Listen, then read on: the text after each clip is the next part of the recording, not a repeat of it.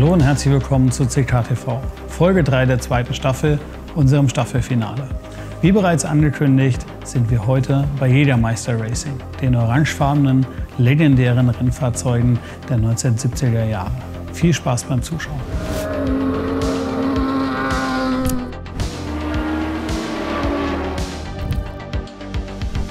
Im Rennsport gibt es einige ikonische Designs, die unabhängig vom Fahrzeugtyp immer und immer wieder aufgetreten sind. Da ist zu nennen Gulf Racing mit dem hellblauen Farbton und dem orangefarbenen Streifen drauf. Da ist zu nennen Martini Racing mit den bekannten Streifen auf einem silbernen Grunddesign. Und natürlich, last but not least, die legendären orangefarbenen Jägermeister-Rennfahrzeuge.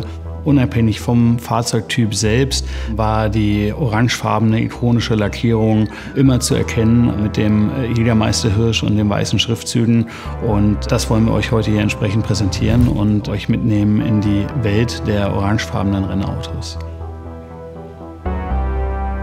Die orangefarbene Lackierung ist schon immer ein Eyecatcher gewesen in jedem Starterfeld. In den 2000er Jahren mit dem Opel kann ich mich sehr gut daran erinnern. Und dann hast du Fahnen gesehen und die Fans haben es auf dem Campingplatz abgefeiert. Also das ist schon ein großes Kino gewesen und sicherlich sehr ikonisch. Gerne stelle ich euch jetzt den Florian Eisenblätter vor, Jägermeister-Historiker und Experte zum Thema Jägermeister Racing. Viel Spaß! Ich bin Florian Eisenblätter, Historiker und Archivar bei Jägermeister. Das heißt, ich bin Experte zu allen Fragen der Jägermeister Unternehmens- und Markengeschichte. Und einer der spannendsten Teile der Jägermeister Markengeschichte ist die Geschichte des Jägermeister Racing Teams. Zwischen 1972 und 2000 war das Jägermeister Racing Team mit diesen leuchtorangenen Fahrzeugen auf den Rennstrecken unterwegs.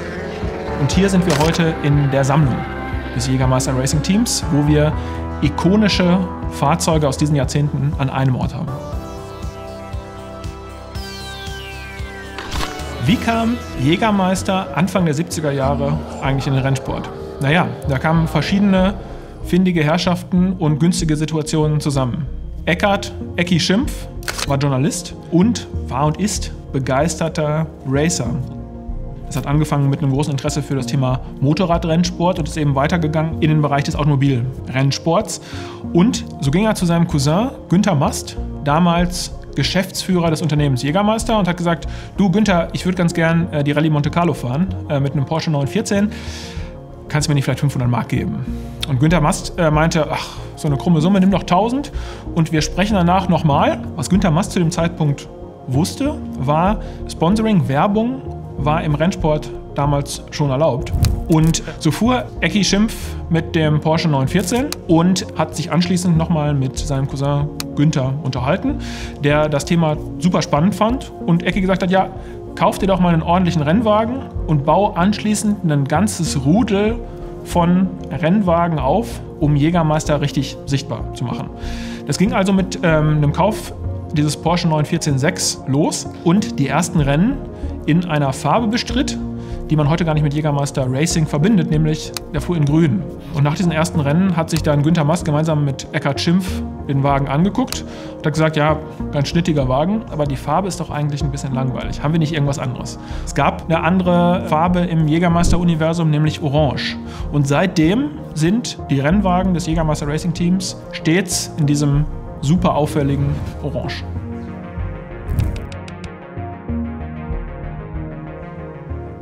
Ich habe von dem Porsche 914-6 als dem ersten Rennwagen des Jägermeister Racing Teams gesprochen.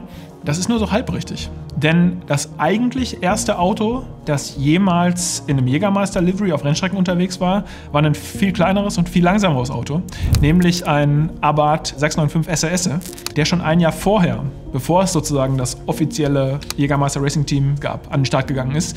Denn es war so, dass der damalige Jägermeister-Vertriebspartner in Italien, Karl Schmidt in Meran, selbst die Idee hatte, wir könnten vielleicht kleine Rennwagen mit Jägermeister sponsern. Und so ist dieser kleine Abarth der eigentlich erste Rennwagen, der mit einer Jägermeister-Lackierung an den Start ging.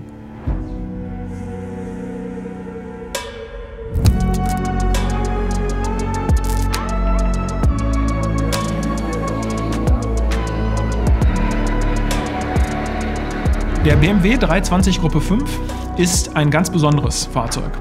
Dieses Fahrzeug ist seit Ende der 1970er Jahre ununterbrochen im Besitz des Unternehmens Mast Jägermeister. Anders als es ja wahrscheinlich heute vielfach bei Sponsoring-Verträgen der Fall wäre, dass man einfach sozusagen einen Sponsoring-Vertrag mit einem Team macht, war es damals in der Geschichte des Jägermeister Racing Teams zum Teil so, dass das Unternehmen die Fahrzeuge des Jägermeister Racing Teams gekauft hat und anschließend verkauft. Und in dieser Reihe wurde auch der BMW 320 gekauft. Er fuhr in der Gruppe 5, ein sogenanntes Silhouette Car. Das heißt, das Fahrzeug hat die Silhouette des Serienfahrzeugs. Wenn man allerdings unter diese Hülle, sage ich jetzt mal, drunter schaut, stellt man fest, okay, das ist eigentlich ein reinrassiges Rennfahrzeug. Und so erklärt sich dann auch das faszinierende Leistungsgewicht. Denn diese Fahrzeuge wogen ungefähr 750 bis 800 Kilo. Selbst die schwächere Saugerversion hat mit gut 300 PS mit den wenigen Kilos nicht allzu viel Mühe. Und wenn man sich dann noch vorstellt, es gab später auch eine Turbo-Version mit über 500 PS. Das heißt, das Ding ging richtig ab, weil es einfach super leicht war.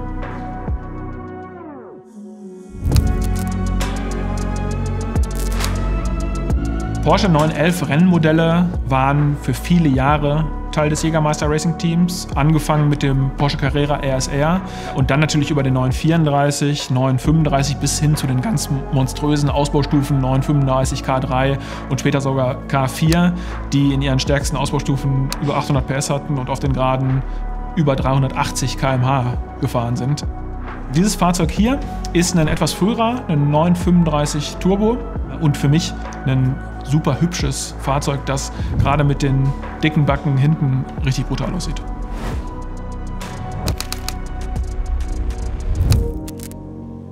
Mit Sicherheit zwei der absoluten Ikonen in der Geschichte des Jägermeister Racing Teams waren der Porsche 956 und der Porsche 962. Und insbesondere, wenn man sich den Porsche 956 hier anschaut, dann ist das für mich ein Kunstwerk.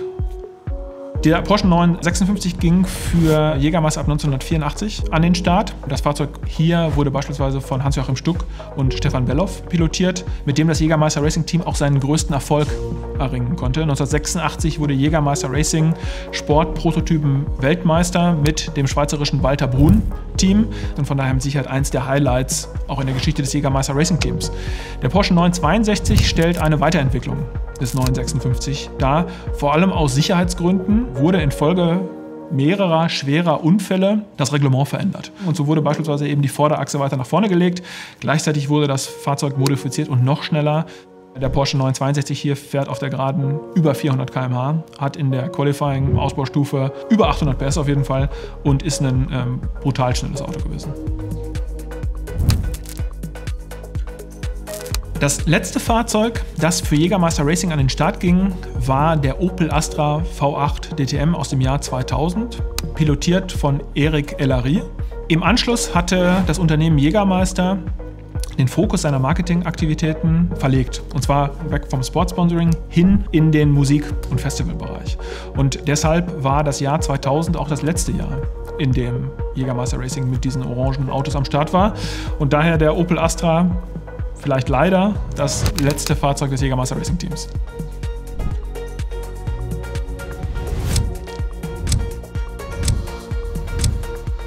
Neben einer spannenden Geschichte der Rennfahrzeuge ist es natürlich auch eine einzigartige Historie legendärer Rennfahrer. Wenn man sich einmal vor Augen ruft, welche Rennfahrer für Jägermeister Racing am Start waren, dann findet man da zahlreiche, sehr, sehr bekannte Namen, wie einen Hans-Joachim Stuck, einen Jochen Maas, einen Jackie X, einen Stefan Belloff, Oskar Larrauri und so weiter und so fort. Das heißt, wir haben hier es mit absoluten Ikonen verschiedener Rennserien, aber auch Jahrzehnte zu tun. Das ist auch heute noch in der Sammelvitrine immer ein ganz großes Thema. Ich kenne viele Jägermeister-Sammlungen von unseren Kunden, die tatsächlich ganze Vitrinen voll haben mit den verschiedenen orangefarbenen Autos und die dann natürlich auch die entsprechenden Fahrerlegenden mit feiern.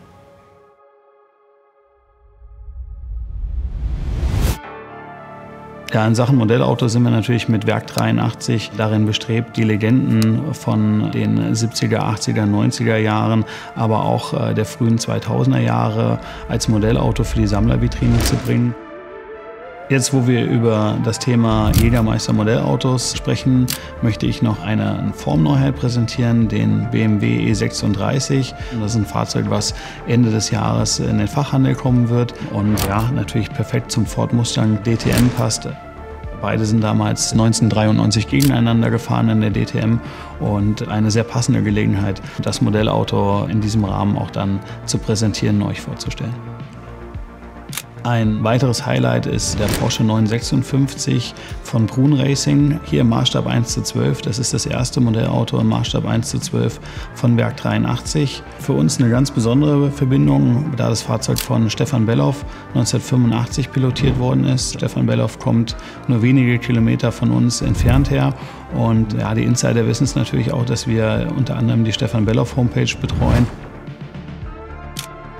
Was sowohl an der Geschichte des Jägermeister Racing Teams als auch an dieser Sammlung enorm charmant ist, dass Fahrzeuge aus so vielen verschiedenen Motorsportklassen und von so vielen unterschiedlichen Herstellern gesponsert wurden. In der Geschichte des Jägermeister Racing Teams findet man Fahrzeuge von Porsche, BMW, Audi, Ford, Volkswagen, Formelfahrzeuge wie Brabham, March und so weiter und so fort.